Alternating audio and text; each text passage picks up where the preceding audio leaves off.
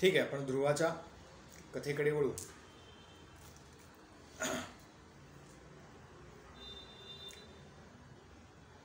स्वयंभू मनू आणि शतरूपा यांच्यापासून जी संतती झालेली आहे त्यातले एक आहेत उत्तानपाद आणि दुसरे आहेत प्रियव्रत. आता हे दोघेही भगवंतांच्या कलांपासून निर्माण झालेत. त्याच्यामुळे हे व्यवहारामध्ये किंवा जगाचं रक्षण करण्यामध्ये अत्यंत तत्पर होते. एकूण त्यावेळेला जी सृष्टी रचना सगळी होती त्याच्यामध्ये. आणि त्यातल्या उत्तानपाद नावाच्या राजाला 2 राण्या होत्या. ऐकली आहे ना कथा सगळ्यांनी?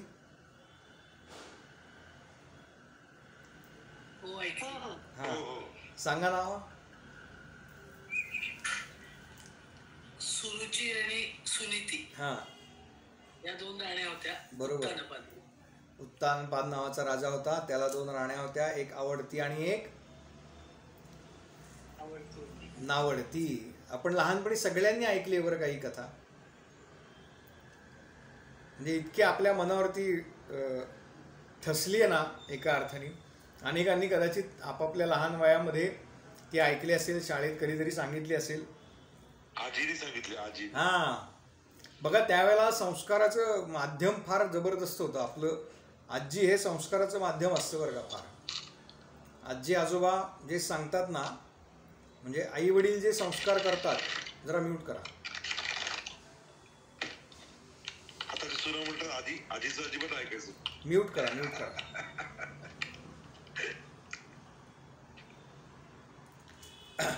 आई वडील जे संस्कार करतात आपल्या मुलांवरती, म्हणजे एका महिन्याच्या कालावधीमध्ये जेवढे संस्कार ते करतात, तर तेवढे संस्कार आजी आजोबा हे एका आठवड्यामध्ये करू शकतात. एवढी त्या सगळ्या नात्यामध्ये, ज्याला बॉन्डिंग म्हणतात मराठीमध्ये, ते बॉन्डिंग असतं. हे सांगतोय मी वडिलांकडचं. आणि आईकडचे जे आहेत ना, म्हणजे आईकडचे आजी आजोबा, आईची आई आणि आईचे वडील, तर ते त्याच्यापेक्षा निम्मा वेळ म्हणजे 3 दिवसामध्ये तेवढे संस्कार चांगल्या पद्धतीचे आपल्या नातवावरती किंवा नातीवरती करू शकतात. याचं कारण असं आहे की ती थेट नाळ जोडली गेलेली असते आईकडच्या ऐकून, फॅमिली ट्री ज्याला म्हणतो आपण, त्याच्यामुळे आई वडिलांना जेवढे संस्कार करण्याकरता श्रम पडतात त्याच्यापेक्षा खूप कमी श्रम हे आजी आजोबांना पडतात. आणि म्हणून आजी आजोबा हे संस्कार करण्याचं उत्तम साधन आहे. दुर्दैवाने आता घरामध्ये आजी आजोबाच नसतात, त्याच्यामुळे ते थोडंसं अवघड झालेलं आहे. पण आपल्याला जिथे जिथे शक्य आहे तिथे ही जागृती आपण निश्चित करावी. आपलं लहानपण जरा आठवा. आपले पाढे, आपली रामरक्षा किंवा शुभं करोती, भीमरूपी हे आजोबा अगदी सहज म्हणत होते आणि त्यांचं ऐकून ऐकून आपलं पाठ झालेलं आहे. वेगळं पुस्तक घेऊन बसावं लागलं. म्हणजे पूर्वीच्या काळामध्ये आमचे आजोबा तर पावकी म्हणायचे, निमकी म्हणायचे, अडीचकी म्हणायचे. फार आमची पाठ झाली नाही, पण ते म्हणत असायचे. आणि असं ज्याचं पठण काही ना काहीतरी चालू आहे त्यांना आयुष्याच्या उत्तरार्धामध्ये, म्हणजे 70-75 नंतर असं म्हणूयात आपण आता, उत्तरार्ध म्हणजे किंवा 65 नंतर अल्झायमर सारखे जे आजार आहेत ना ते होत नाहीत. याचं कारण पाठांतरामुळे तुमचा मेंदू जो आहे हा शाबूत राहतो, चांगला राहतो. आणि तुम्ही जर त्याचं सतत स्मरण करत राहिलात तर तो अधिक मेंदू जागृत ठेवण्याचं काम या पाठांतर नावाच्या प्रक्रियेमुळे होतं. म्हणून आपल्याकडे पाढे पाठ करण्याची सवय जी लहानपणापासून लागते ती मधनांनं ठेवली पाहिजे. किंवा काही स्तोत्र जी आहेत, जी आपली पाठ आहेत, ती आपण मधनांनं म्हणली पाहिजेत. याच्याच करता आपल्याला जे नामस्मरण सांगितलं जातं की सतत त्याच्यामध्ये सुद्धा स्मरण असा विषय बघा. नामस्मरण, ते स्मरण जर आपण सतत केलं, आमच्या वैदिक धर्मामध्ये, सनातन धर्मामध्ये ज्या गोष्टी सांगितलेल्या आहेत या सगळ्या विज्ञानाला धरून सांगितलेल्या आहेत. त्याच्यामुळे याचा उपयोग काय होतो तर ते आमचे आजार दूर ठेवण्यासाठी म्हणून होतो. आता हे जोपर्यंत अमेरिका सांगत नाही तोपर्यंत आपल्याला पटत नाही, पण ह्याची रचना ही मुळामध्ये याच्याकरता केलेली आहे की आम्हाला उत्तरार्धामध्ये शेवटच्या काळामध्ये अशा पद्धतीने कोणतेही आजार होऊ नयेत. माझी आजी 93 वर्षाची होती. 93 होईपर्यंत ती चष्मा न लावता वाचत होती आणि काही नाही, चतकोर पोळी वगैरे खायची, बसून असायची, पण पेपर वाचणं म्हणजे काय तेवढा छोटा बारीक टाईप ती अर्धा पाऊण तास सलग वाचायची. आता आम्हाला मोठं वाचायचं म्हटलं तरी चष्मा लागतो या वयामध्ये. तेव्हा एकतर सकस खाणं होतं आणि त्यावेळेला त्यांच्यावरती जे काही संस्कार झाले होते चांगले, अशा पद्धतीनं सुद्धा आपल्याला ही कथा मांडताना विशेषतः ध्रुवाची आपण मांडली पाहिजे. उत्तानपाद नावाच्या राजाला 2 पत्न्या होत्या. एक आहे सुनीती आणि दुसरी आहे सुरुची. तुम्ही काय टाईप करताय ते मला लक्षात नाही येणार, नंतर सांगा आपण ज्यावेळेला थांबू त्यावेळेला, कारण मला वाचणं शक्य नाही तेवढ्या वेळात, काही क्षण असतं ते. नंतर यातली सुनीती जी आहे ती राजाची आवडती आहे का नावडती आहे सांगा बरं. सुनीती आवडती, सुरुची आवडती. बरं, का? मोठी आहे वाटतं ना सुरुची. नाही, मोठी नंतर बघू आपण. आवडती कोण आणि नावडती कोण एवढंच सांगा. ते वयाचं काही दिलेलं नाही भागवतामध्ये. हा, आवडती कोण? आवडती होती. हा, सुनीती आवडतीच होती राणी. सुनीती आवडती होती आणि सुरुची नंतर आलेली तिच्याकडे. नंतर आलेली आहे. मग आपल्याला कोण आवडतं? आपण सगळे उत्तानपादच आहोत ना. आपली जी आहे ती सुनीतीच. लक्षात घ्या, मी भागवतामध्ये सांगितलं ना, ज्यावेळेला मी हे वारंवार सांगतो की भागवतातली नावं जी आली आहेत ती केवळ व्यासांना वाटलं अमुक नाव लिहावं म्हणून ते लिहिलंय असं नाही आहे. या नावांमध्ये सुद्धा विशेष अर्थ दडलेला आहे. सुनीती आणि सुरुची. आपण सगळेजण रुचीच्या मागे धावतो, बरोबर की नाही? रुची या शब्दाचा अर्थ काय सांगा? बरोबर, नीतीच्या मागे लागत नाही आपण. बरोबर आहे. हा, रुची या शब्दाचा अर्थ सांगा फक्त, बाकी नको. सुरुचीचा अर्थ वासना. वासना म्हणजे रुची म्हणजे चव. हा, रुची म्हणजे बरोबर चव किंवा आवडणे.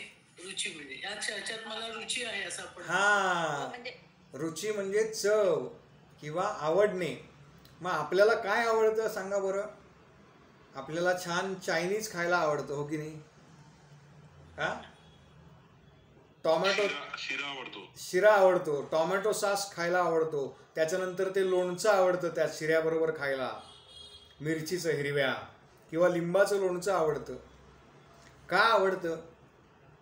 कारण ते आपल्या जिभेला चांगलं वाटतं. रुची कुठे आहे? रुची इथे आहे. इथून जीभ जेवढी आहे आपली, त्याच्या आतमध्ये अन्नाचा तो पदार्थ किंवा ताईंनी आत्ता सांगितलं की वासना, ती वासना ही क्षणिक आहे बघा. त्या वासनेचा आपण उपभोग घेतला की आपल्याला क्षणिक सुखाचा आनंद आहे. म्हणजे मला कितीही श्रीखंड आवडतं, ही आवडणं ही माझी एक प्रकारची वासना आहे. ती सद असेल किंवा असद असेल. पण मला जर सांगितलं की जेवणामध्ये बाकी काही मिळणार नाही, फक्त श्रीखंडाच्या वाट्या खायच्या, तर एखादा माणूस असेल तो 4 खाईल, एखादा 10 खाईल, पण 11व्या वाटीला तो म्हणेल की नको बाबा, बास झाला आता. आता माझी इच्छा राहिलेली नाही. हेच कारण आहे रुची जी आहे ती आम्हाला क्षणिक सुखाचा अनुभव देते आणि म्हणून ती सगळ्यांना आवडते. आणि सुनीती जी आहे ही सुनीती, सु याचा अर्थ चांगलं आणि नीती याचा अर्थ आपण रीत म्हणतोय चांगल्या पद्धतीने. तर ही शक्यतो व्यवहारामध्ये फारशी कोणाला आवडत नाही. आपण सगळे परमार्थ मार्गावरती आहोत, त्याच्यामुळे आपल्या बाबतीत हा जरा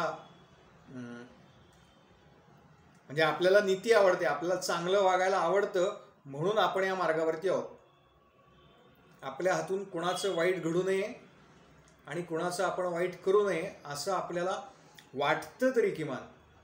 आपल्याकडून ते इम्प्लिमेंट होतं का नाही हा भाग वेगळा आहे, पण किमान आपल्याला ते वाटतं म्हणून आम्हाला सुनीती प्रिय आहे. पण समाजामध्ये जर आपण पाहिलं तर समाजाला सुरुची प्रिय आहे. अशा 2 राण्या सांगितलेल्या आहेत उत्तानपाद राजाच्या. आणि या राजाला सुरुचीपासून उत्तम नावाचा पुत्र आहे. आता उत्तम या शब्दाचा अर्थ आपण जो व्यवहारामध्ये उत्तम घेतो तसा नाही आहे. तम याचा अर्थ काय? अंधकार. अंधकार. आणि ऊ याचा अर्थ ऊर्ध्व. ऊर्ध्व म्हणजे आपल्या ऊर्ध्वेकडे आपला कुठला भाग असतो? आपलं मस्तक असतं ना. ही ऊर्ध्व दिशा आहे, वरची बाजू आहे. ज्याच्या ऊर्ध्व दिशेला फक्त आणि फक्त अंधकार आहे त्याचं नाव उत्तम आहे. भागवताबद्दल सांगतोय. त्याचं नाव उत्तम आहे. आपण व्यवहारात जो उत्तम शब्द वापरतो तो शब्द आणि भागवताला अपेक्षित असलेला त्या शब्दाचा अर्थ हा वेगळा आहे. तेव्हा अशा पद्धतीने ह्या वेगवेगळ्या भागवतामध्ये आलेली जी नावं आहेत त्या नावांचे अर्थ ज्या वेळेला आपल्याला कळायला सुरुवात होईल त्यावेळेला खऱ्या अर्थानं आपल्याला श्रीमद भागवत नावाचा ग्रंथ भागवत देतं प्रत्येकाला काही ना काहीतरी ते द्यायला सुरुवात करेल. प्रत्येकाला काय देतं सांगता येणार नाही, अमुक व्यक्तीला अमुकच देतं, पण निश्चित भागवत प्रत्येकाला काही ना काहीतरी निश्चित देतं.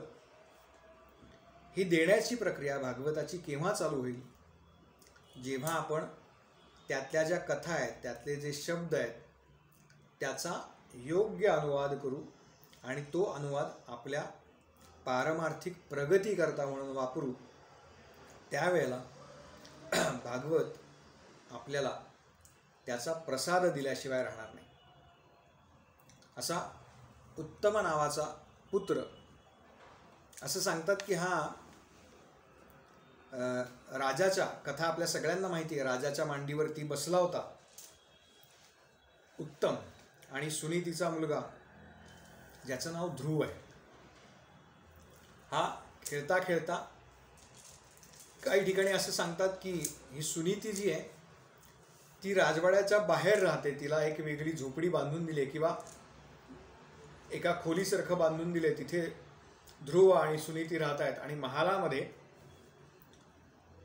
सुरुची, राजा उत्तानपाद आणि हा उत्तम राहतोय. ध्रुव धावत धावत आला. त्यानं बघितलं की आपला जो भाऊ आहे उत्तम हा आपल्या पित्याच्या मांडीवरती बसलाय. स्वाभाविक त्याला सुद्धा अशी इच्छा झाली की आपण धावत धावत जावं आणि पित्याच्या मांडीवरती बसावं. तो धावत धावत गेला, पण त्याची जी सावत्र आई आहे सुनीती क्षमा करा, सुरुची, तिनं ध्रुवाला खाली ओढलं, खसकन खाली ओढलं. राजसिंहासनावरती महाराज बसले होते आणि त्याला तिनं बजावलं की तू माझ्या पोटी जन्माला आलेला नाहीस, त्यामुळे तुला राजगादीवरती वडिलांच्या मांडीवरती बसण्याचा अधिकार नाही. तू काय कर, तर तुझी जर अशी इच्छा असेल की वडिलांच्या मांडीवरती बसावं, राजसिंहासनावरती बसावं, तर तू भगवंतांची आराधना कर आणि त्यांना असं सांग की मला या मातेच्या उदरी जन्म माझा होऊ दे, की ज्याच्यामुळे मी राजगादीवरती महाराजांच्या मांडीवरती बसू शकेन. ध्रुवाचं वय काय झालंय किंवा हे असं आई का म्हणाली हे कळण्या इतपत सुद्धा मोठं नव्हतं. 5-6 वर्ष वय सांगतात. ध्रुव रडत रडत आपल्या आईकडे आला. त्याच्या आधी एका दासीने येऊन ही वार्ता सांगितलेली होती की अशा पद्धतीनं ध्रुवाचा अपमान झालेला आहे. त्या दासीने येऊन सांगितलं आणि ध्रुव आता आपली जी माता आहे सुनीती तिच्या समोर येऊन उभा आहे. सहज कल्पना करा, कथेपेक्षा थोडासा वेगळा एक विषय सांगतो. आपल्याकडे काही छोटी लहान मुलं आहेत. शेजारच्या घरात राहणारा एखादा मुलगा आपल्याकडे आलाय. आपल्या नातवाचं आणि त्याचं किंवा त्या दोघांमध्ये काही भांडण झालंय आणि आपल्या घरातलं कोणीतरी बाहेरच्या घरामधल्या मुलाला ओरडलं, तर आज समाजामध्ये अशी परिस्थिती आहे की तुम्ही जरी चांगलं बोललात, मी शहरांमधलं बोलतोय, बाकीच्या ठिकाणची मला कल्पना नाही. पुण्यामध्ये आज इतकं न्यूक्लिअर स्ट्रक्चर फॅमिली आहे, त्यामुळे फार त्याचे भीषण परिणाम होत आहेत. आपण जर एखाद्याच्या मुलाला काही बोललो तर दुसऱ्या क्षणाला त्याच्या घरातलं कोणीतरी आपल्याकडे भांडायला येतं. अशी परिस्थिती आज बहुतेक सर्व ठिकाणी आहे. म्हणजे एखाद्याला चांगलं सांगायची सुद्धा सोय नाही. वाईट आपण शक्यतो कोणाला सांगत नाही, त्याच्या भल्याचंच असतं. पण हे सुद्धा का सांगितलं तुम्ही आमच्या मुलाला, तुम्ही आमच्या मुलाला सांगणारे कोण, असं विचारायला सुद्धा समाज कमी करत नाही. ध्रुव रडत रडत आपल्या आईकडे आलाय. तिला महालामध्ये काही प्रकार घडलाय तो सगळा कळला आणि तिने ध्रुवाला जवळ घेतलं, त्याच्याकडनं सगळं ऐकून घेतलं आणि ती ध्रुवाला आता उपदेश करते. बघा, परत ह्या कथा का पुन्हा पुन्हा ऐकायच्या, का हे संस्कार महत्त्वाचे आहेत. तर इथे सुद्धा कोण बोललोय ध्रुवाला, त्याची सावत्र माता बोललेली आहे. बरं, त्याची अपेक्षा काही फार मोठी असं नाही. 5-6 वर्षाचा बाळ आहे तो, त्याला स्वाभाविक वाटणार आहे की आपल्या वडिलांच्या मांडीवरती बसावं. आणि सावत्र आईने त्याला विरोध केला आहे, तेव्हा त्याची सख्खी आई जी आहे ती ध्रुवाला म्हणते, बाळा, सावत्र मातेनं तुला जे सांगितलं ना ते अगदी योग्यच आहे.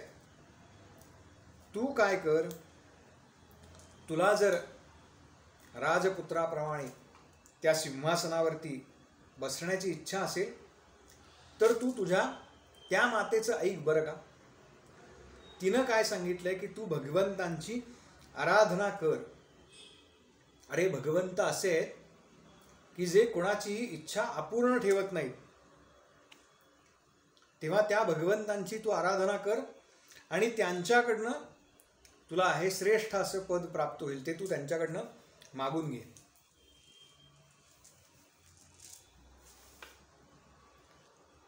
पाच 6 वर्षाचा मुलगा, त्याला काही कळेना काय करावं. एका आईने आपल्याला ओरडलं आणि सांगितलं की जा निघून, तुला इथे बसता येणार नाही, वनात जा आणि तपश्चर्या कर. त्याला वाटलं होतं की आपली जी आई आहे, सख्खी आई, ती तरी काहीतरी सांगेल. ती पण हेच सांगते की वनामध्ये जा आणि तपश्चर्या कर. याचा अर्थ ध्रुव म्हणाला की मला खरोखर तपश्चर्या केली पाहिजे. तपश्चर्या करण्याकरता जायचं म्हणजे काय करायचं हेही त्याला माहिती नव्हतं. पण ज्या अर्थी आईने सांगितलं वनात जा, भगवंतांची आराधना कर, त्यांना प्रसन्न करून घे, याचा अर्थ हे निश्चित होणार. आणि म्हणून त्या दिवशी ध्रुवांनी घर सोडले असा उल्लेख आहे. ध्रुवांनी घर सोडलं त्यावेळेला असं सांगतात की भगवान महाविष्णूंनी ध्रुवांची परीक्षा घेण्याकरता म्हणून नारदांना पाठवलं. नारद कसे आहेत माहिती का? नारदांचे फार मोजके शिष्य आहेत. पण नारद हे असं व्यक्तिमत्व आहे की ज्यांच्यामुळे आज आम्हाला या सगळ्या गोष्टी माहिती होत आहेत, किंवा या सगळ्यांना मार्ग कोणी दाखवलेत त्यांच्या काही मोजक्या शिष्यांना, तर ते नारदांनी दाखवलेत. भगवंतांनी नारदांना सांगितलं की असा असा माझा एक भक्त आहे, तो आता माझ्या प्राप्तीकरता, त्याचा अपमान झाला आहे म्हणून माझ्या प्राप्तीकरता बाहेर पडला आहे, तेव्हा तुम्ही बघा काय करायचं ते. संस्कार कसे असतात आणि संस्कार कसे घडवतात, पुढच्या सगळ्या आपल्या प्रारब्ध कसं बदलतं संस्कारांनी. ध्रुव घरातून निघालाय आणि त्याला एवढं एकच माहिती आहे, त्याला नारायण म्हणजे काय माहिती नाही, त्याला भगवंत म्हणजे काय माहिती नाही, कोणाची आराधना करायची काही माहिती नाही. पण आईनं जे सांगितलंय की तू वनामध्ये जा आणि नारायणांची तपश्चर्या कर आणि त्यांच्याकडून हे सिंहासन, ते पद प्राप्त करून घे. आणि म्हणून ध्रुव निघाला, काही विचार केला नाही. वाटेमध्ये देवर्षी दिसले. तो त्यांचा पोशाख पाहिला, जटा भार पाहिला, गळ्यामध्ये विणा पाहिली, हातामध्ये चिपळ्या पाहिल्या. याचा अर्थ हे कोणीतरी ऋषी असावेत. आणि असा ऋषी दिसला, ऋषी तुल्यकणी व्यक्ती दिसला, तर त्याला वंदन करावं, साष्टांग प्रणिपात करावा. हा संस्कार त्याच्यावरती सुनीती मातेनं घडवलेला होता. नारदांना बघितलं आणि साष्टांग प्रणिपात केला. आपल्या घरांमधली परिस्थिती जरा आठवून बघा. आपल्या घरात जर कोणी लहान मूल असेल ना, मी पाहतो परिस्थिती, आणि त्याला जर कोणी सांगितलं यांच्या पाया पड गुरुजींच्या, तर तो पहिला नाही म्हणतो. का नाही म्हणतो याचा कधी आपण विचार केलाय का? कारण तसा संस्कार त्याच्यावरती झालेला नसतो. पाहुणे आले, अरे यांच्या पाया पड, नाही, कारण त्यांनी अशा पद्धतीनं कधी पाहिलेलंच नसतं. अशा संस्कार सांगून होत नसतात. त्याच्याकरता मुळामध्ये तशा पद्धतीनं आपण वागावं लागतं. आपल्याकडे बघून पुढची पिढी घडत असते. मी आज सुद्धा बघतो अनेक ठिकाणी एका हाताने तो नमस्कार करतात किंवा खाली वागतात थोडंसं असं, आणि समोरच्या व्यक्तीच्या गुडघ्याला हात लावून नमस्कार करतात. ही कुठली पद्धत आहे मला सांगा बरं. आपणच जर आपले संस्कार टिकवले नाहीत, आपणच जर आपल्या परंपरा टिकवल्या नाहीत, तर कुठल्या हक्काने आपण पुढच्या पिढीपर्यंत किंवा पुढच्या पिढीने ते करावं याची अपेक्षा करणार आहोत. मी अनेक ठिकाणी हे पाहतो. जर घरातले मोठे जे आहेत त्यांनाच जर एखाद्याच्या चरणावरती मस्तक टेकवावं असे संस्कार त्यांनी आपल्या लहान मुलांनी कधी पाहिलेच नाहीत, तर आपण त्यांच्याकडनं कधी ती अपेक्षाच करू शकणार नाही. माझी आपल्याला नम्र विनंती आहे, एका हाताने कधीच नमस्कार करू नका. असा नमस्कार करायचा नसतो. वंदन हे दोन्ही हाताने करतात, हात जोडून नमस्कार करायचा असतो. अन्यथा चरणावरती मस्तक ठेवा, चरणाच्या पुढे मस्तक ठेवा. केवळ नमस्काराने काय प्रारब्ध बदलताना ह्याची कथा भागवतात आहे. हे मी तत्वज्ञान म्हणून सांगत नाही, तत्वज्ञान म्हणून तर ते आहेतच, पण त्यानं केवळ नमस्कारानं आपलं प्रारब्ध बदलतं अशा कथा भागवतात आहे. कथा पाहणार होतो आपण ती. यांनी देवर्षी नारदांच्या चरणावरती साष्टांग प्रणिपात केला. नारदांनी उठवलं त्याला. सद्गुरू कसे असतात माहिती आहे ना, सद्गुरू शोधत असतात, म्हणजे आपल्याला शोधत असतात. आपण त्यांच्यापर्यंत जायचं असतं हा एक भाग, आणि त्यांनी आपल्याला शोधून हा साधनेला उपयुक्त आहे अशी परीक्षा घ्यायची असते, म्हणजे घेतात सद्गुरू, आणि मग त्याच्यावरती अनुग्रह करतात. आपल्याला वाटतं की ती गळ्यात माळ घातली आणि नाम घेतलं आणि आता मी अमुक ठिकाणी आहे, आणि मग आता मी अमुक अमुक अमुक यांचा अनुग्रहित आहे, मी अनुग्रह घेतला की मी कसाही वागायला तयार आहे, असं नसतं. मुळात आपली जी अनुग्रह शब्दाची व्याख्या आहे तीच चुकीची आहे. अनु याचा अर्थ नंतर आणि ग्रह याचा अर्थ ग्रहण करणे. एका विशिष्ट पद्धतीची साधना आपल्याकडून झाल्यानंतर सद्गुरू आपला स्वीकार करतात, त्याला अनुग्रह असं म्हणतात. मी केवळ 10 ठिकाणी गेलो, तिथे त्यांनी विचारलं, नारळ ठेवला आणि आता मी अनुग्रह घेतला, आणि आता अनुग्रह घेतल्यानंतर माझी सगळी जबाबदारी ज्यांचा अनुग्रह घेतलाय त्यांची आहे, माझं काहीच काम नाही, असं परमार्थामध्ये नसतं. किंबहुना कुठेच असं नसतं. अनुग्रह या शब्दाची व्याख्या आपल्याला